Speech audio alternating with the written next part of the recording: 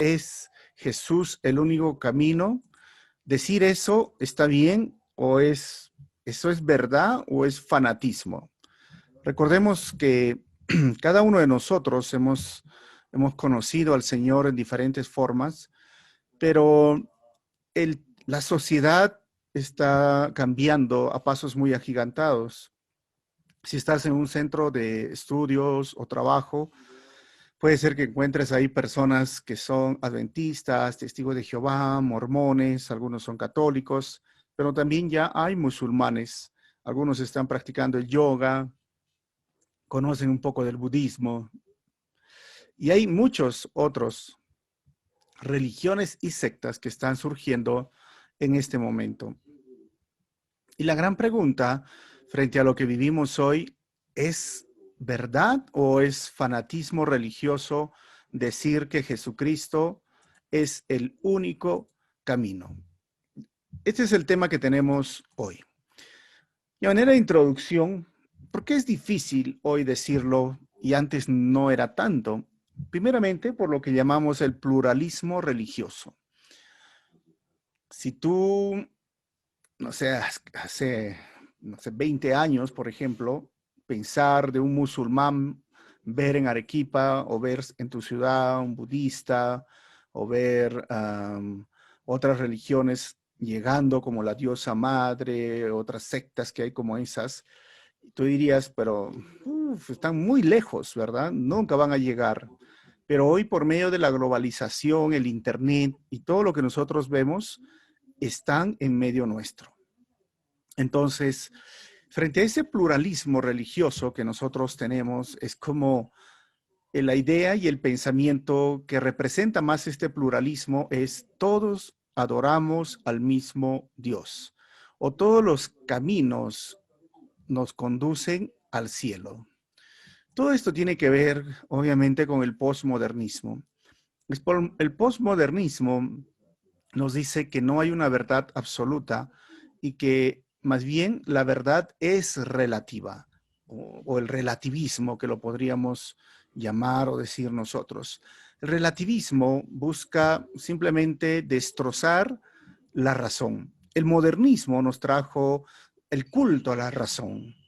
Todo era y debería de ser explicado, pero ahora el posmodernismo destruye esto, los argumentos, y entonces el relativismo dice: lo que es verdad para ti no significa que sea verdad para mí.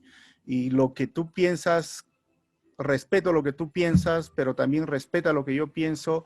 Y entonces, en medio de esta sociedad posmoderna, decir que hay una verdad es ofensivo. Decir que hay un solo camino suena a ofensivo. Entonces, el posmodernismo ha destruido la verdad absoluta. Pero ¿será verdad que, valga la redundancia, hay verdades absolutas o verdades relativas? Si tú preguntas a un posmodernista, o sea que no hay, o sea que no hay verdad absoluta, él te va a decir: por supuesto, no hay verdad absoluta. Entonces, tú dirías, pero ¿por qué tendría que creer lo que tú dices que no hay verdad absoluta? Porque esa forma de expresar o de decir que no hay verdad absoluta ya de por sí se convierte absoluto. O sea, de por sí están negando su propio cuestionamiento al decir que no hay verdad absoluta y todo es relativo. Entonces, ese concepto yo debería tomarlo como absoluto para simplemente encajar en lo que ellos dicen. Entonces, es una contradicción. No sé si me entiendes este punto, pero entre ellos mismos están confundidos y no saben lo que hay. Pero ¿existe una verdad absoluta? Por supuesto que hay verdades absolutas y siempre las hubo. Por ejemplo, hablando de las matemáticas, bajo esta premisa diríamos 2 más 2, 4. Y el relativismo, ¿qué diría? 3. Es que 2 más 2 es 3. Y tú dirías, pero no, no es 3, es 4. Ah, entonces lo que es verdad para ti es verdad para mí. Es que es absurdo, no funciona en eso. O sea, hay verdades absolutas y hay verdades como que yo estoy aquí en esta pantalla y no estoy en otra, estoy aquí en mi casa, no estoy en otra ciudad, no estoy en otro lugar. Entonces, eso son verdades absolutas. El hecho de que yo exista es una verdad absoluta. El hecho de que yo tenga un trabajo, un nombre, un apellido, un ADN, una huella digital, son verdades absolutas. Ahora, en referente a Jesucristo, Jesucristo es una verdad absoluta y no es una verdad relativa. Luego, el posmodernismo nos trae lo que se llama hoy la sociedad progresista, donde el progresista pues ya no sabe lo que es, ¿no? Y creo que mi punto cuando hablamos de la sociedad progresista es que el hombre quita la idea de Dios para llegar a ser Dios. O sea, el ser humano está luchando por ser Dios. Ellos quieren ser Dios. Es lo mismo que le dijo la serpiente a, a Eva, o el diablo, Satanás a Eva, ¿no? Llegarás a ser como Dios. Y en esta nueva, diríamos, sociedad progresista, y lo que usan las palabras deconstruir, desaprender, ¿no? O reinventar, todas cosas así en el sentido de su sexualidad, en el sentido de su identidad y en el sentido de sus creencias religiosas, porque ellos dicen que esto nos han venido enseñando por años y nos han impuesto, y hablan del patriarcado, que el patriarcado tiene la culpa por decirnos tanto a hombres y mujeres, y tratan de deconstruir en ese sentido. La verdad es que bajo esta premisa, ellos deciden qué ser. Y se perciben con esa palabra, yo me percibo ser, no sé, pues imagínate, ¿no? Una niña africana de 12 años. Y tú dices, pero no pareces una niña africana de 12 años porque tienes barba y no eres tampoco piel oscura, ¿no? Y menos 12 años. Y yo te diría bajo esa premisa, ¿y quién eres tú para juzgarme, ¿no? Si yo quiero ser así, así soy yo, porque esta es la sociedad que se basa en las emociones y los sentimientos. Yo me siento así, yo quiero ser así. Entonces dejan a Dios, los valores morales, las verdades absolutas a un lado, y bajo esta premisa entonces decir que Jesús es el único camino, la verdad y la vida, se rasgan las vestiduras, como diríamos, o se enojan, dicen, no, es posible. O sea, que estás diciendo que mi amigo musulmán, que mi amigo budista, que mi amigo adventista, que mi amigo mormón, ellos no tienen la verdad y que solo el cristianismo es la verdad, que solo Jesús es la verdad, pues ellos se ofenden si tú le dices sí. ¿Por qué? Porque para ellos toda verdad es relativa. Eso es entonces a lo que hoy nos enfrentamos, y la premisa que me gustaría trabajar es el pensamiento surge cuando dice todas las religiones son fundamentalmente las mismas y superficialmente diferentes. Hay personas que dicen así, todas las religiones, todos, son las mismas. O sea, simplemente que Dios se ha cambiado de camiseta o Dios se ha cambiado de nombre o de forma, si en caso de sea Buda, no sé, un palo, una madera, y al final todos adoran al mismo Dios. Y superficialmente son diferentes, dicen esta sociedad progresista. ¿Por qué?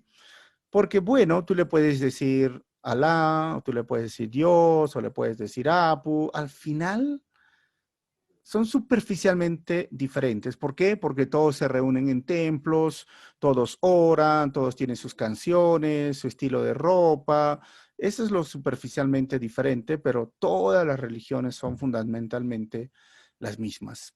La verdad es que no es así, porque el cristianismo es superficialmente similar a otras religiones, pero similar en qué? Superficialmente.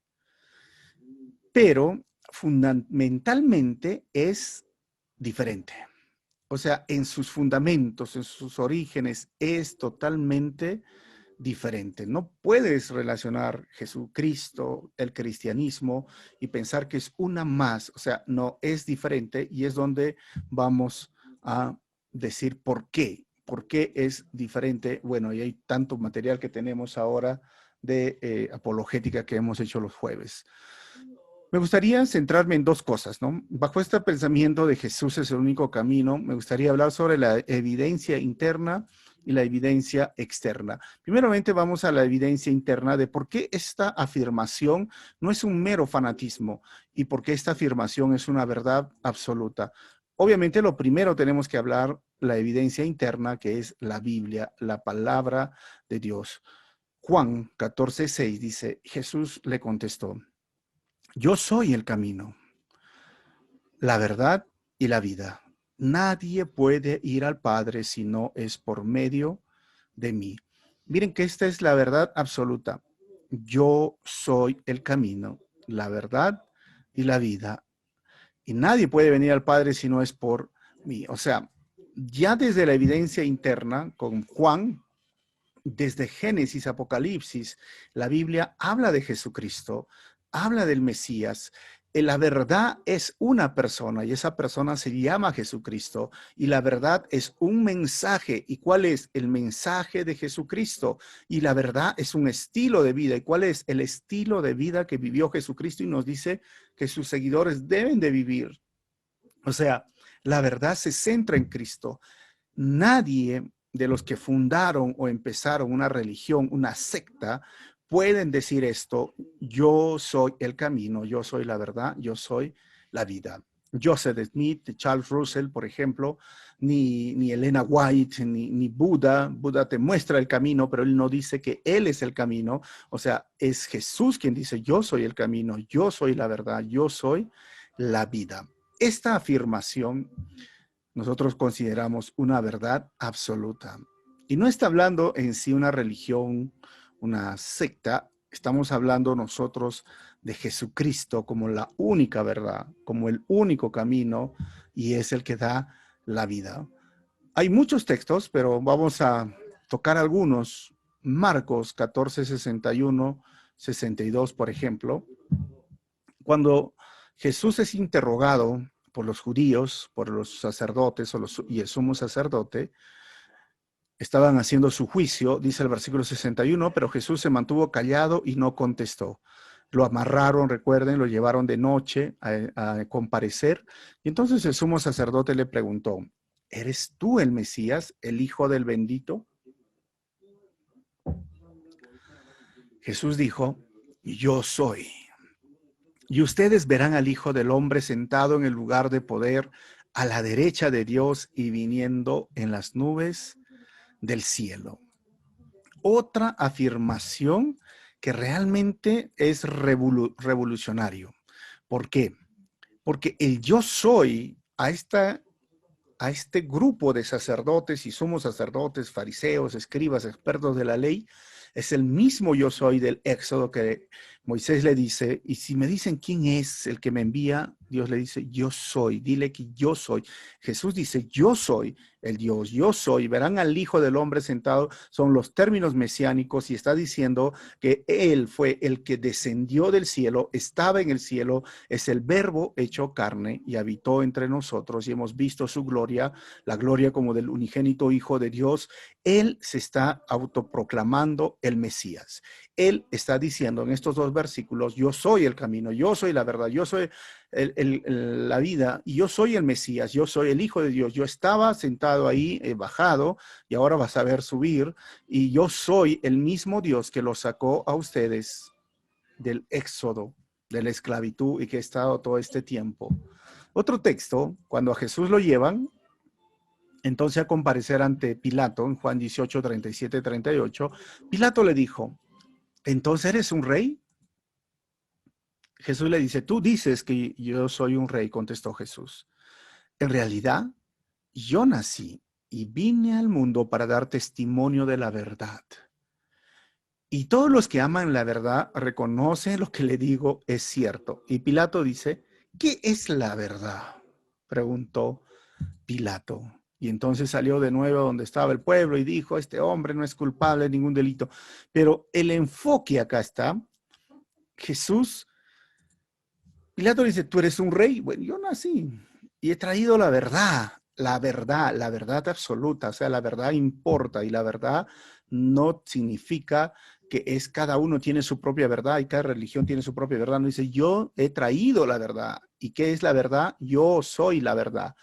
Pero Pilato le preguntaba, ¿y qué es la verdad? Esa pregunta es tan interesante.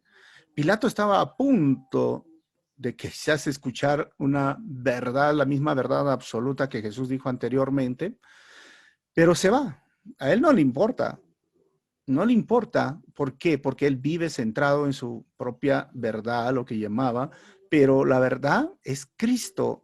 Entonces, él mismo se autoproclama Mesías, el rey, es lo que decía del rey, era lo que el pacto que hizo con David, dijo que en su generación, de su generación iba a venir un rey y que se iba a sentar en su trono y que iba a reinar para siempre.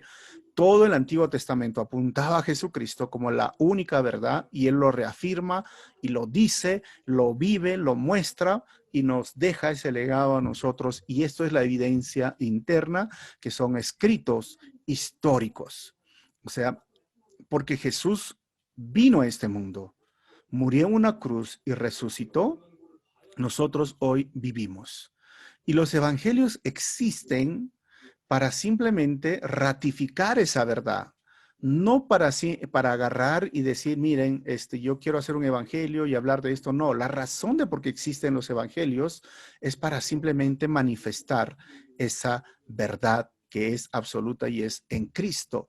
Y tenemos 4 escritos, y que son 4 escritos históricos, los 4 evangelios. Y si tú preguntas a cualquier historiador o arqueólogo, nadie va a cuestionar que son documentos históricos, o sea, científicos, o sea, que ayudan a la historicidad, diríamos, de los personajes, de las ciudades, de los lugares, de las monedas, de los gobernantes, de todo lo que se veía ahí, son documentos catalogados como científicos, evidencias científicas. Y es más, la Biblia tiene más de 6,000 copias actualmente y se ha traducido es la Biblia más, o libro, diríamos, si lo llamamos, ¿no? Más traducida a nivel mundial y ha sobrevivido tantas guerras, han querido quemar, han querido destruir, han prohibido la Biblia en muchos lugares y cada día se sigue con el trabajo de traducir la Biblia. ¿Por qué? Porque es un libro histórico, si lo llamamos desde esa perspectiva, que contiene verdades absolutas.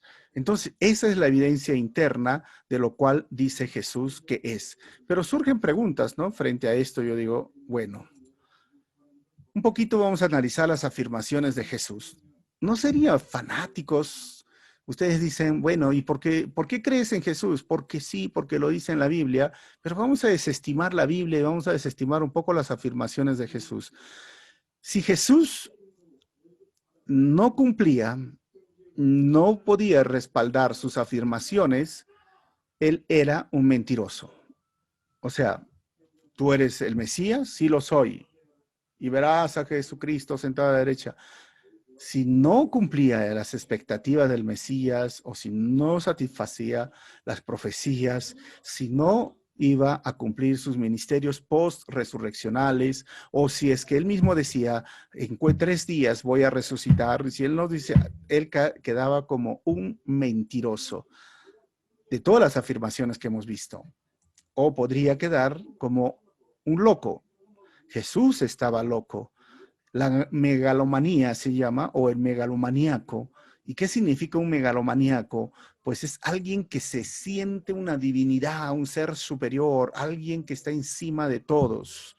En la historia de la humanidad han existido siempre personas que tienen este trastorno que se le llama de megalomanía, que se sienten superior a los demás, ¿sabían? Sienten que, uy, ellos están encima y merecen ser respetados y básicamente adorados. Los emperadores romanos tenían esto.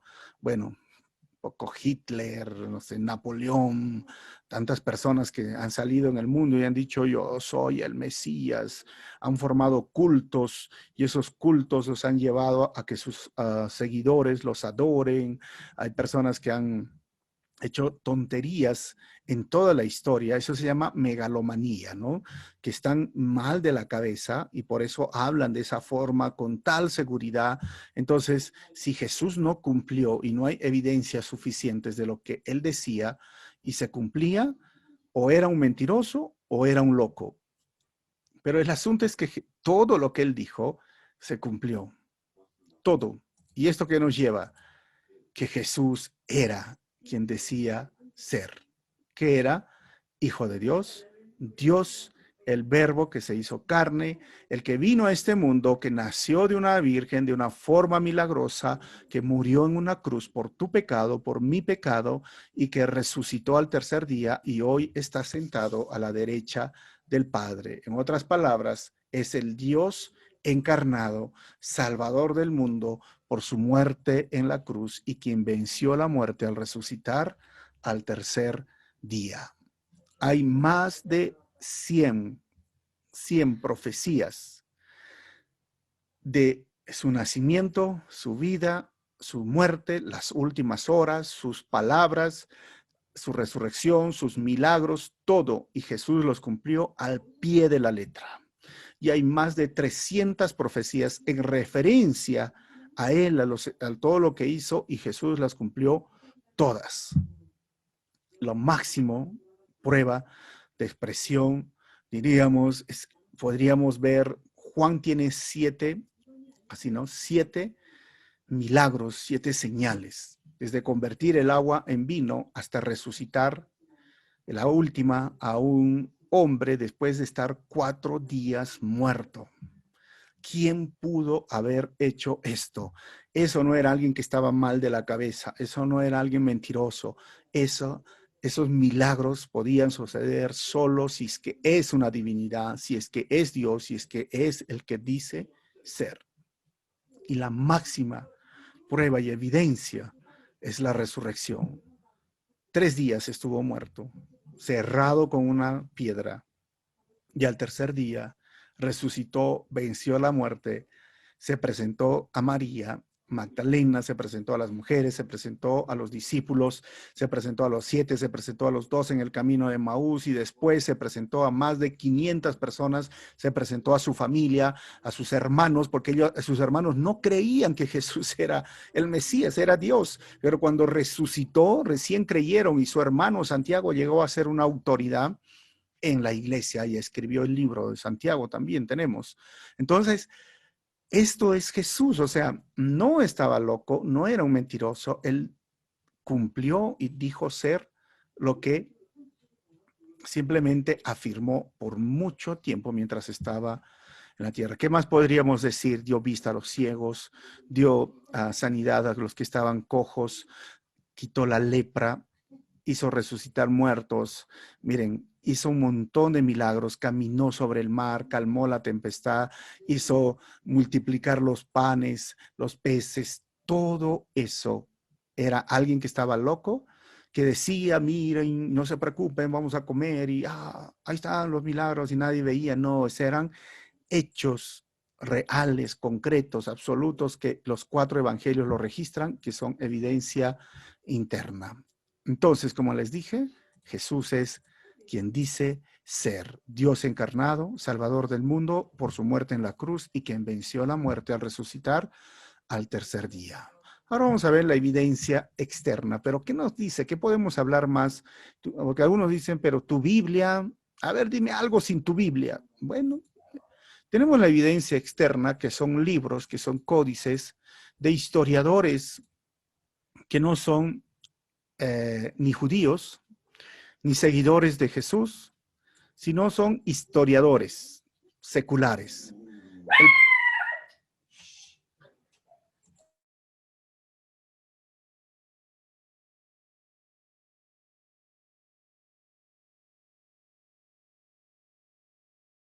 El primero es Flavio Josefo. Recuerden que el año 93 después de Cristo, él tiene un libro que se llama Las Antigüedades Judías. Y en ese libro él escribe básicamente que había un grupo seguidores de Cristo y que él contaba todos los eventos que habían sucedido, que eran pues parte de la historia de esos días y decía que alguien se levantó con un mensaje trayendo una nueva, para ellos, entre comillas, secta. Sus seguidores lo seguían y seguían aumentando y se dice que él, su tumba estaba vacía y resucitó. Se dice, ¿no? Porque recuerden que ellos querían menospreciar esto. Ahora, que él lo mencione de esta forma, pues, y tú dices, pero no ayuda, porque él dice, ¿no? Sí ayuda, dentro de la historia ayuda, porque está narrando desde una perspectiva judía, no cristiana. Es como su enemigo, diríamos, ¿no? No tiene por qué hablar, pero está narrando hechos que sucedieron y que respaldan y apoyan los 4 evangelios. Tenemos a Tácito, un historiador romano, y este historiador romano también escribe de los seguidores de Jesucristo, que ellos estaban ahí, cómo estaban viviendo, cómo estaban siendo expulsados de la ciudad. Tenemos a Plinio el joven, que es otro historiador romano, que justamente habla de los seguidores de Cristo y cómo Claudio los echaba de Roma, los estaban sacando. Seutonio, perdón, del año 120, lo mismo habla de Jesucristo, los seguidores, hoy llamados cristianos. Luciano, el 165, habla igual. Dice que en ese tiempo había una revuelta, o que básicamente lo nombraban así, ¿no? De un tal Jesús, y que Jesús estaba haciendo algo que molestaba al imperio romano. Marabar Sarapión, ellos era un sirio, el otro era un griego, Luciano, que también en sus escritos menciona a Jesucristo y todo lo que hizo, lo llamaban un milagrero. Y Celso, que tiene un libro en el 175 después de Cristo, que habla y menciona sobre lo que Jesús había hecho en Jerusalén y cómo sus seguidores se estaban expandiendo por el imperio romano. Todos estos son fuentes externas. No estoy citando Biblia, no estoy citando lo que algunos cuestionarían, sino son historiadores comunes, romanos, griegos, sirios, judíos, pero que hablan y mencionan lo que empezó un movimiento que empezó con una persona llamado Jesucristo, y Josefo se dice que de él resucitó. O sea, interesante la evidencia externa que nosotros podemos tener para decir que no es fanatismo, pues, ¿no? Es algo real. Pero voy a citar a uno, Tácito, por ejemplo, en el año 116, dice, en su libro, se llama Los Anales, su libro, para acallar el rumor, Nerón creó chivos expiatorios y sometió a las torturas más refinadas a aquellos a los que el vulgo llamaba cristianos. Un grupo odiado por sus abominables crímenes. Su nombre proviene de Cristo, quien bajo el reinado de Tiberio fue ejecutado por el procurador Poncio Pilato. Miren, Tácito escribe esto de una forma que para nosotros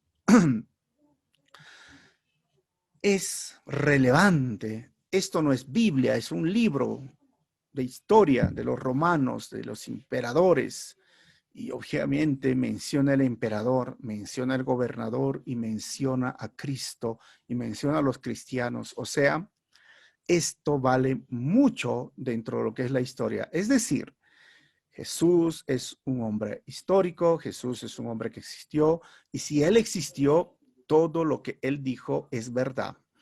Todo lo que él hizo es verdad. Y todo lo que se dice de él es verdad. Y todo lo que está escrito en la Biblia es verdad. Y si creemos que entonces llegamos a este punto de que todo lo que está escrito es verdad, pues ¿qué dice Juan 14:6? Yo soy el camino. Yo soy la verdad. Yo soy la vida. Así que tenemos suficientes pruebas e evidencias para decir que no es un fanatismo y que no es un momento de agarrar y decir, pero ¿y qué hacemos con las otras religiones? O sea, y sectas, ustedes están diciendo que si no llegan a seguir a Jesucristo como Señor y Salvador, o sea, ellos se van a ir a la condenación eterna. Eso es lo que están diciendo. Pues yo les diría sí, lamentablemente sí, aunque no sea agradable a tus oídos. No podemos cambiar la verdad. No se puede agarrar y decir, bueno, hay muchas verdades y no quiero lastimarte. No, la Biblia dice que si tú no te arrepientes y no tienes fe en Jesucristo como tu Señor y Salvador, lo que te espera es la condenación eterna, el lago de fuego, la tortura eterna. Pero si tú te arrepientes de tus pecados y crees que Jesús murió en la cruz por ti y tú le dices, Señor, yo quiero que ahora seas mi Salvador y voy a obedecer tus mandamientos, yo quiero que seas mi Señor, tú vas a obtener el cielo. El cielo es para ti. Esto es lo que estamos diciendo. Y ellos obviamente van a decir, no, pero ¿cómo va a ser posible? Porque no sería justo. Bueno, la verdad es que es más que justo. ¿Y qué hace a Jesús y su mensaje único comparado a las otras religiones y sectas? Miren, ¿sabes qué? La gracia. A Jesús y su mensaje único, la diferencia es la gracia, hermanos, amigos.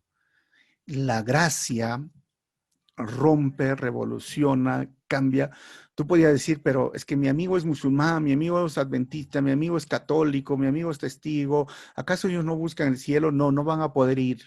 Porque para que ellos, todo lo que ellos les enseñan es que para ir al cielo tienen que cumplir ciertos requisitos o ciertas obras, o tienen que vestirse de una forma, o tienen que dejar de hacer algo, o tienen que guardar el sábado, tienes que ser vegetariano, mira, tienes que ir al purgatorio, tienes que agarrar y confesarte, y tienes que, cuando mueras, tus familiares tienen que hacer misas. Todo eso es para que supuestamente lleguen al cielo, pero no lo pueden hacer porque el mensaje del libro de los Hechos y las epístolas eran, no hay en otro salvación, no hay otro nombre dado a los hombres en quien podamos ser salvos, dijo Pablo, Pedro, tenemos todas las historias en el libro de Hechos, solo hay un mediador entre Dios y los hombres, es Jesucristo. Pero ¿cómo voy a llegar ahí? ¿Por obras? No, por gracia. ¿Y qué es la gracia? La gracia es recibir más de lo que nosotros merecemos y somos salvos por gracia y no por obras. La salvación es un regalo basado en el amor de Dios que murió en la cruz por ti y por mí. Rechazar esto, pues merece la condenación. Y lo que hace a Jesús y a su mensaje único es la gracia, porque Él vino a morir en la cruz para que tú ya no mueras más por tus delitos y pecados. Él vino a morir en la cruz para que tú no mueras eternamente en el infierno. Él vino a morir en la cruz para que tú tengas vida. Ese es el mensaje. O sea, no hay ninguna otra solución para el pecado humano que el sacrificio expiatorio de Jesús en la cruz. Recuérdalo esto, no hay. No es religión, lo siento, no es filosofía, no es una verdad relativa, no es otro camino, no. Hay una sola solución para el pecado humano. ¿Cuál es? El sacrificio en tu lugar, eso se llama expiatorio, de Jesús en la cruz. Me gustaría terminar con estos puntos. ¿Esto qué significa para los no cristianos? Pues tres aspectos para los no cristianos. ¿Cuáles? Hay salvación por gracia y no por obras. No necesitas latigarte en Semana Santa, no necesitas dejar de comer carne el día viernes en Semana Santa, no necesitas hacer penitencia, no necesitas porque es gracia, no es por obras.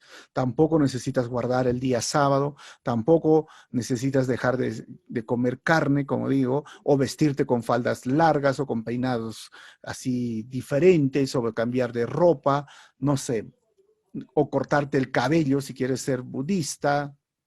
No necesitas hacer esto. La salvación es gracia, es un regalo inmerecido.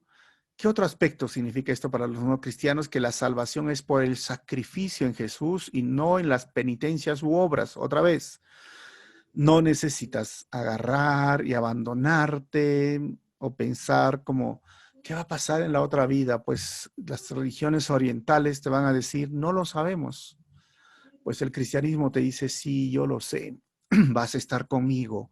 Jesús en Juan 14 decía, en la casa de mi Padre hay muchas moradas y yo les estoy preparando unas a ustedes. O sea, no es por penitencias u obras. Y el otro aspecto es que la salvación del infierno es lo que te ofrece Jesús. Y en su lugar vas a recibir el cielo de forma directa. No hay juicio investigativo, no hay que tus obras van a ser sopesadas para que llegues a ser salvo. No hay que tienes que pasar miles de años en el purgatorio si has cometido pecados veniales o pecados mortales. No hay, salvación es directa, que si yo muero hoy, estaré con mi Señor inmediatamente. Mi cuerpo se queda acá, pero estaré en el paraíso con el Señor. Y eso es verdades absolutas y no es fanatismo.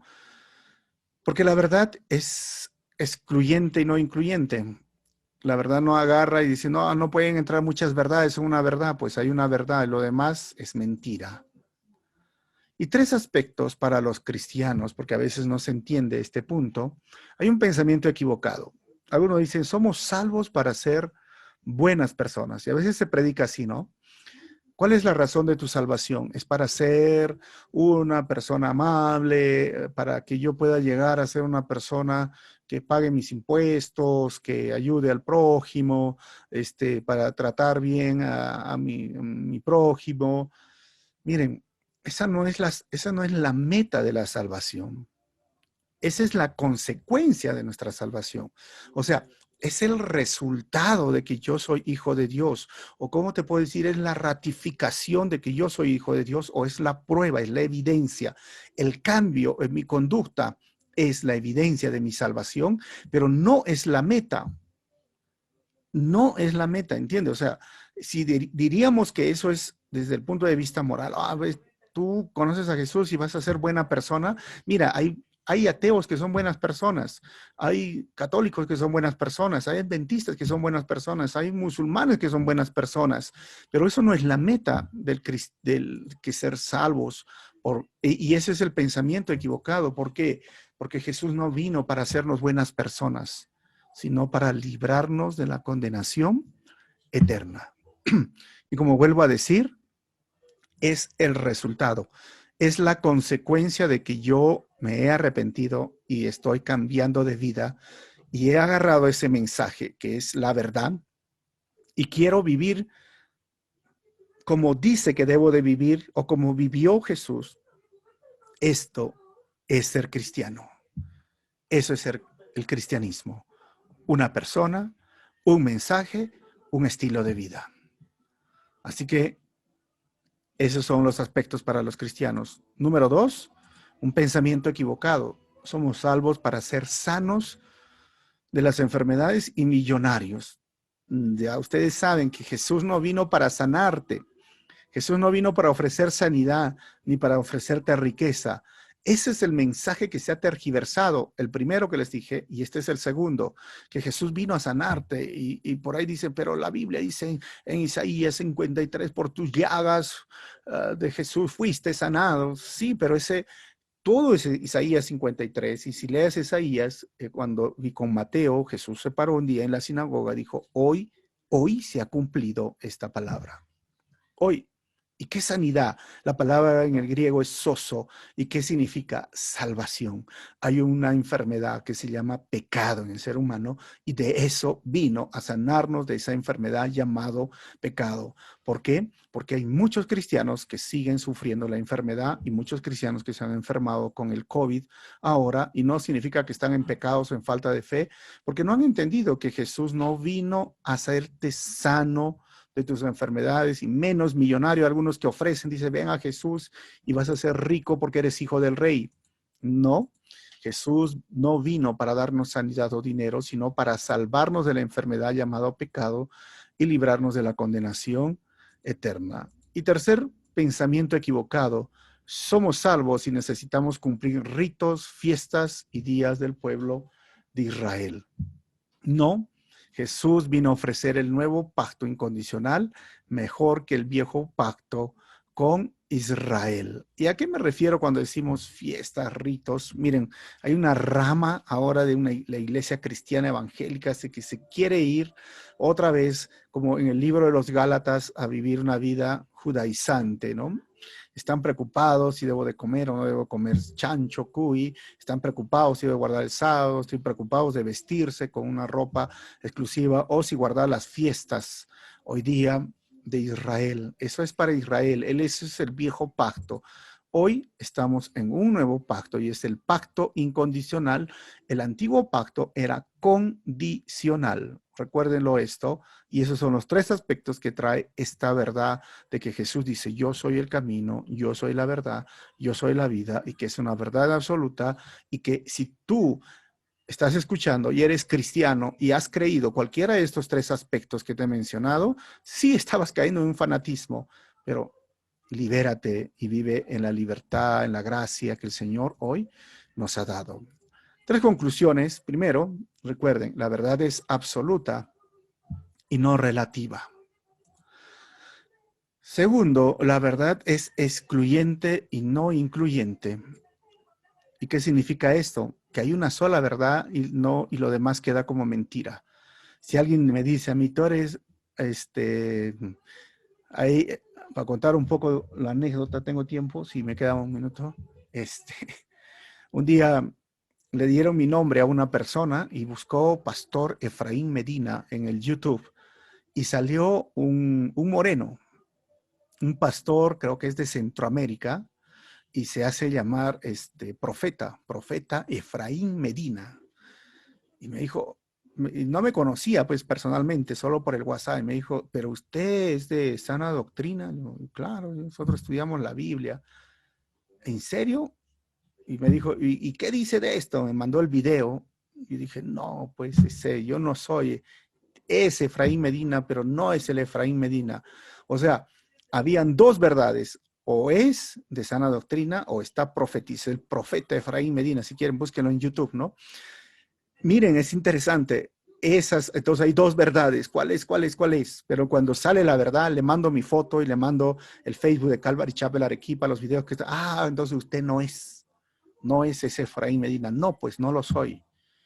Por eso es que la verdad excluye, no incluye. No pueden decir, él es Efraín, también, si no lo puede ser. Y cuando Jesús dijo, yo soy el camino, yo soy la verdad y yo soy la vida, estaba excluyendo todas las sectas y religiones que no están siguiendo a él, como dice la Biblia. Y tercero, para terminar, es la verdad, es una persona. ¿Quién es? Jesucristo. Es Jesús, la verdad. No es fanatismo, sino es alegría y es gozo, porque si no fuese Él, no estaríamos hoy disfrutando de esa libertad y no estaríamos hoy con todo el ánimo y toda la alegría de haber sido perdonados y reconciliados. Podríamos hablar más de otra de las fuentes, diríamos, que ya hemos hablado, la evidencia interna y la evidencia externa, pero también la evidencia en los testimonios. Jesús cambió mi vida, cambió tu vida y sigue cambiando la vida de muchas personas durante estos 2000 años. Esa es una verdad irrefutable también. Esto es lo que hace Jesucristo, nuestro Señor. Así que oremos y terminamos. Señor, te damos gracias por este tiempo y gracias por tu palabra. Y gracias, Señor, porque la verdad se trata de ti. Y solamente hay una verdad. Y eres tú, Señor. Y ayúdanos a poder siempre enseñar y a poder predicar esta verdad con toda la autoridad, con propiedad y sobre todo con preocupación de aquellos que están en la mentira y con alegría de que reciban la buena noticia. Pido esto en tu nombre, Jesús. Amén.